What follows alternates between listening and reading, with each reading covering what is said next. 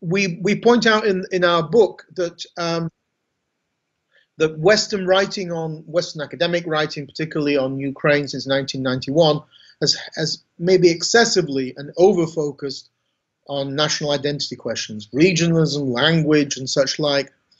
People like Dominique Arel, chair of Ukraine Studies, University of Ottawa, for example, because he's a Quebecer, him and some other people heavily focused on this question. I think overly exaggerated this division into Russian and Ukrainian speakers. I always said that you forget about the third group, and the third group is people, a huge number of people who speak both languages. How do you fit them into this very tidy slot? You know, it's not the case in this world that everybody just speaks one language.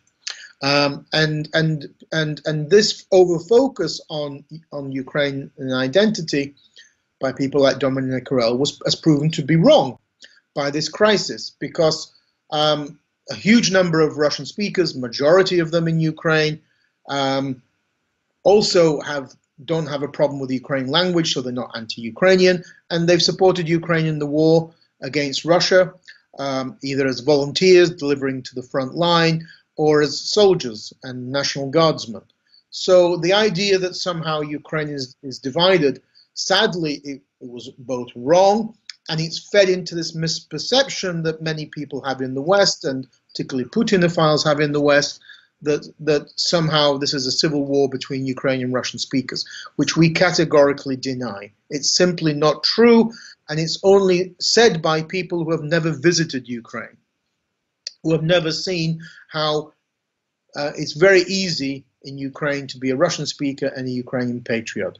Now, of course, some people in the diaspora found that difficult to understand as well, but they came on board very quickly and were very happy to see it. Whereas to this very day, in Moscow, they simply do not understand the concept of a Russian-speaking Ukrainian patriot, even though there are countless examples of countries living next door to each other with the same language, where you have patriots of one country over another. Majority of Canada speaks English. They're Canadians. They're not Americans. Majority of Ireland and Scotland speak English, but they're Irish and Scots. All Austrians speak German, but they're Austrians. And you can go on and go on and go on. So it's not a fact that because people speak Russian, they're going to be necessarily wanting that their country be subsumed by Russia. So that national identity crisis in Ukraine was exaggerated. If it was as true as people were saying, both in Moscow and in the West, then in 2014, Ukraine would have been defeated. Ukraine would have disintegrated. Majority of Russian speakers would have been waiting for little green men holding plates of bread and salt. That didn't happen, thankfully. And the majority, the highest number of casualties of Ukrainian security forces are actually Russian speakers. And so Putin's war against Ukraine is actually killing more Russian speakers than Ukrainian speakers. There you are. The biggest crisis, which is less talked about, is Russia. Russia is the only BRIC country which is a declining power. And declining powers are fickle. They're angry. They don't like what's going on. They don't want to accept that they're a declining power. In this sense, Putin looks like somebody who should go to anger management classes. He's a very angry guy. He obviously, Russian and post-Soviet leaders like Putin will never accept responsibility and accountability for their own actions. It's always the West's fault. It's always the West's conspiracy. It's the CIA behind the protests. It's the West that's the aggressor. We're not the aggressor because, of course, we never did anything wrong. Russia and the Soviet Union never invaded. We were always either invited in or we signed coalition agreements or partnerships. And Russian imperial history, Eurasianism, for example, that's how it portrays itself. It portrays itself as a benign colonialism. The West had terrible colonialism, but we did a great thing with our people. Everybody was happy under Russian leadership. Well, of course, this is baloney. It's not true. But this is the kind of myths that they give to themselves, because the deep crisis in Russia is that in the Soviet Union, Russian and Soviet identity were one and the same. they have been unable and unwilling to try to build a post-Soviet civic identity confined to the Russian Federation. Instead, they still see themselves as Soviet de facto, and therefore they never declared independence. Russia never declared independence in 1991. It celebrates its Independence Day not on when it declared independence, but when it declared sovereignty in June of 1990. How could Russia declare independence from itself? So what happened in late 1991 was that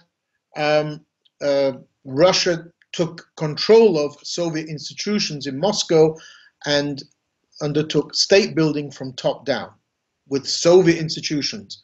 Ukraine and elsewhere in the former USSR did state building from the bottom up because they didn't really inherit those Moscow institutions that the USSR. Now, those Moscow institutions are not just buildings; they're also people and mentalities. And Putin is an example of that, of that crisis of mentality. And so it's not surprising that the KGB and the Siloviki are in charge of Russia. One of these major myths of Russia and shows to what extent it's in crisis is the religious myth. Russians are not religious. The idea that somehow Russia is the center of this great Orthodox civilization, which is one of the mythologies of Eurasianism, the Ruski Mir, the Russian world, and elsewhere, is simply not true. Ukraine is 3 times smaller in population size than Russia, and it has the same number of Orthodox parishes as Russia, 14,000. Hence why Russia so adamantly wants to control Ukraine's territorial space and its Orthodox Church, because then it can be a big, powerful Orthodox player. If Ukraine, which I hope it will, receives Autocephaly, which is what President Poroshenko is working on at this very moment, then this will be an earthquake for Russia, because then the Russian Orthodox Church, which is a branch of the Russian government, will decline in its importance. Ukraine will be the second largest Orthodox Church in the world after Romania, if that happens. And another reason why this is a mythology about Orthodoxy is because when you travel around Donbas, when you drive around the villages of Donetsk, you don't see churches. And this is not like Western and Central Ukraine, where every village has more than one church, or even Southern Ukraine. In Donetsk area, this is very Sovietized. You see very few churches. The churches you do see are these glittering ones created by oligarchs as a kind of a penance to God, as it were, sort of similar to the ones you get in Sicily by mafiosi. But you don't get the standard small church that you get in every Ukrainian village. And that's why the Protestant church Protestant missionaries were so successful in Donbas, because it was a void. There was nothing there. There's no religious sort of centers there. And up to half of the parishes in Donetsk on the eve of the war were Protestant. And they were targeted by Russian occupation forces, and many of their pastors were killed because they were seen as American agents. So in that sense, Russia is in crisis. Russia is in crisis as well because the very existence of a Ukraine, which is not under their control, which is part of Europe, creates problems about their history. They've perverted history. How can they claim to be the leading nation, elder brother, when they are far younger than Ukrainians? Kiev celebrated its 1,500th anniversary in 1982 in the Soviet Union. Kiev is 600 years older than Moscow. The extent of the crisis can be seen by Vladimir Putin erecting a monument to Grand Prince Volodymyr the Great in 2016 in Moscow, in a city, Moscow, that didn't exist when Grand Prince Volodymyr ruled Kiev Rus. There was no Moscow in the 10th century. Moscow was created in the mid-12th century. So this claim to sort of be from Kiev, the origins of Russian history is in Kiev, is a mythology, and of course hence why the Soviet Union and Russia are so adamantly opposed to a Ukrainian version of history and a Ukraine outside this Russian world. So the crisis in identity, which we kind of point to in the book, but not completely, it's probably worth another separate book just on Ukrainian-Russian relations. You're giving me an idea. Is Russia. That is the real crisis. Ukraine isn't the crisis. Ukraine had regional plurality, regional divisions, which, by the way, exist in most countries of the world. Think of Canada, United States. Think of Italy and elsewhere, Spain. This is nothing unusual that you have, a variety of different regions. Small country like England has so many regional accents you won't believe it. Some of which I have to translate to foreign guests.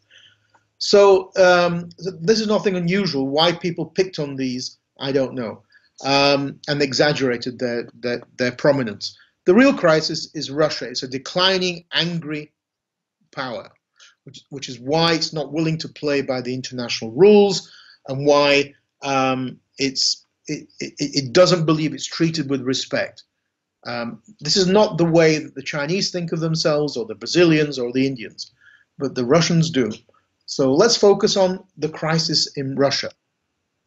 Sadly, though, Western policymakers don't really focus on things like national identity when they should be. And here, countries like Canada could take a lead, because Canada's been very, national identity issues and multiculturalism have been prominent in the last 30 to 40 years in Canadian politics. So, crisis in Ukraine, in national identity, I don't really see it. Majority of the population supports NATO membership, EU membership. A majority of the population thinks Russia is the aggressor state, thinks Russia is conducting military aggression against Ukraine. The detractors from all of these types of opinion polls are very small. So actually, there's a majority opinion, and there is no longer a regional divide in Ukraine since 2014. Thank you.